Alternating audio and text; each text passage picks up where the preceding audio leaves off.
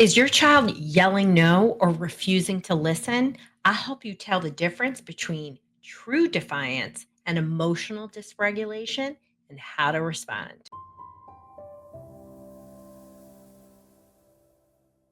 Many parents really get caught up in, is this defiance? Is my child doing this on purpose? And I'm here to tell you most of the time it's dysregulation. What is the difference? What does it look like? And how can you tell? And of course, how do you respond? Parents often mislabel kids as defiant. Defiant behaviors look attentional. Parents assume kids are being disrespectful, manipulative. Most of the time, the nervous system is just stuck. When we really try to understand our kids, we have to get rid of that idea that it's bad behavior or we're terrible parents and instead start thinking, how do I get the nervous system to respond differently?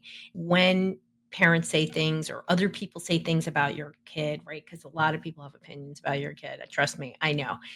He's being difficult. I want you to think my child is frozen and overwhelmed. And that's the only way they're responding. And instead of saying she's testing me, we have to say my child is panicking, not plotting. We have to start changing those ideas. And you don't need to prove this to anybody else. It's just you and your co-partner, right? Who are you parenting with? Maybe it's the babysitter, maybe it's people at school. The people that actually really are there around your child need to get this and need to hear this. Share this with them, help to understand, because when we start seeing this nervous system dysregulation for what it is, we have a path to help our kids regulate and learn a new behavior. If we say it's purposeful, if we do all that, we get caught in that whole dialogue and the negativity and irritation on both ends. And we know from research, and we've been talking all about this, what happens in that brain. That stress shuts down the prefrontal cortex, our thinking brain, our braking system, and that limbic system, that emotional brain takes over and puts your child into fight, flight, or freeze. And guess what? This happens to you too. If you're constantly in a reactivity cycle, you know your child can't follow directions, they're not going to reason, and that it's not a choice, it's a survival mechanism. And you can't discipline a child into calm. You can co regulate into calm, then you teach.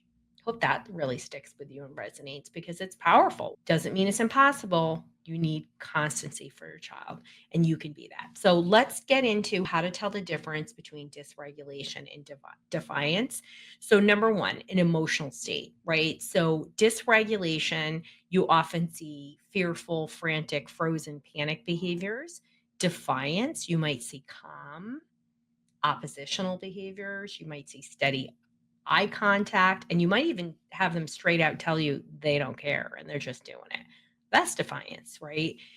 Behavioral triggers are different. So dysregulation is triggered by overwhelm. It could be noise, it could be sensory, it can be fatigue, it could be unexpected changes of any kind, it could be anticipatory anxiety. You start to really see those patterns. Remember in the previous episodes where I was really talking to you about patterns, and in the COMS protocol, the L is looking for root causes because you can start to see a very clear pattern with defiance. It might be triggered by boundary setting, that and what you see is active defiance. And don't think just because you're not following your boundaries that that's active defiance. This is really when kids say, "I don't really care, mom. I don't really care, dad." And mom, a teenager, they will literally tell you they don't care. We know it's not true. And hopefully what happens is they'll walk away irritated, they'll regulate, and they'll learn from it. Okay.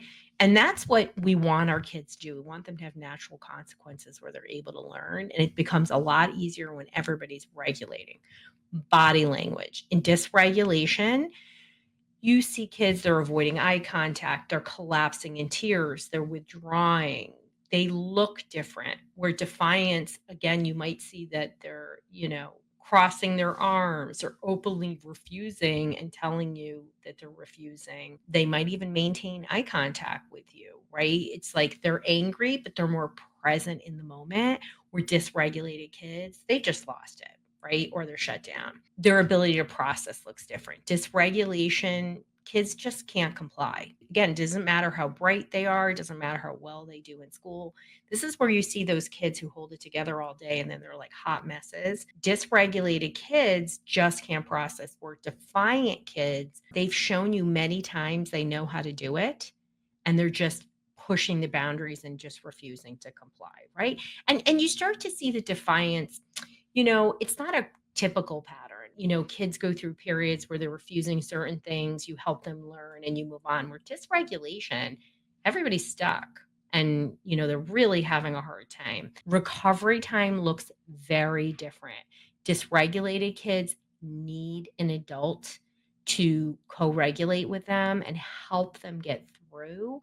They just really lack that ability to recover without adult intervention. We're defying kids where they may stop their behavior quickly, especially when confronted with consequences. With my team, I was like, well, you have to do your presentation today. And they're like, no, I'm not going to do it. And I was like, okay, well, you're just not going to have your computer tomorrow if you don't do it for us.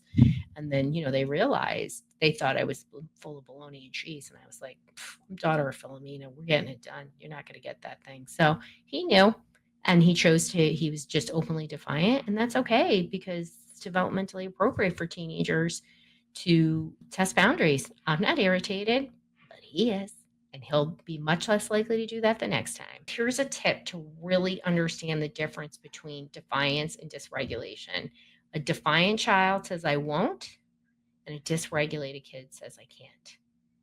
And that's huge, right? And you'll hear that. I can't, I don't know how. Discipline fails for dysregulated kids, right? Because they don't care about the consequences. They're too dysregulated. Their frontal lobes are offline and they're in survival mode. So, reinforcement charts and consequences and taking things away doesn't matter to them, right?